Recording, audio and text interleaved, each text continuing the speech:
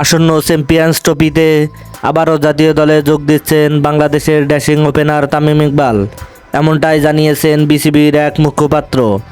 দর্শক, বিস্তারিত জানতে অবশ্যই ভিডিওটি শেষ পর্যন্ত সবাইকে দেখানোর অনুরোধ রইল।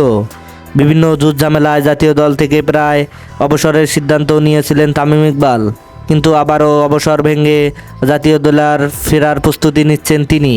আসন্ন চ্যাম্পিয়ন্স ট্রফিতে তামিম ইকবালকে যে প্রয়োজন তা বুঝতে পেরেছে বিসিবি।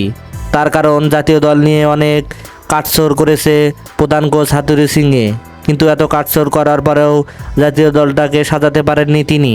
বিশ্বকাপেও অনেক পরীক্ষা নিরীক্ষা করার পরেও ব্যর্থ এই কোচ। তাই তো এবার তামিম ইকবালকে আবারও দলে চাইছেন সবাই। তার কারণ ক্রিকেট প্রেমীরা তামিম ইকবালকে কতটা ভালোবাসেন তা এতদিনে সবাই বুঝতে পেরেছেন। হাতুরু সিংয়ের স্বেচ্ছাচারিতায় অনেক খেলোয়াড়ের জীবন নষ্ট হয়ে যাচ্ছে। এদিকে তামিম ইকবালকে দলে ফেরারেই আবারও চ্যাম্পিয়ন্স ট্রফিতে একটা বন্ডিং সৃষ্টি হবে। অবশ্যই একটা দল হিসাবে খেলা ভালো, ব্যক্তিত্ব দিয়ে কখনো খেলা হয় না। তাই তো তামিম ইকবালকে আবারও চ্যাম্পিয়ন্স ট্রফির দলে দেখতে চায় ক্রিকেট প্রেমীরা। হ্যাঁ দর্শক, আপনি কি মনে করেন তামিম ইকবালকে চ্যাম্পিয়ন্স ট্রফিতে ফেরানো দরকার? তাহলে অবশ্যই আপনার মূল্যবান মতামত কমেন্ট বক্সে জানাবেন। ধন্যবাদ।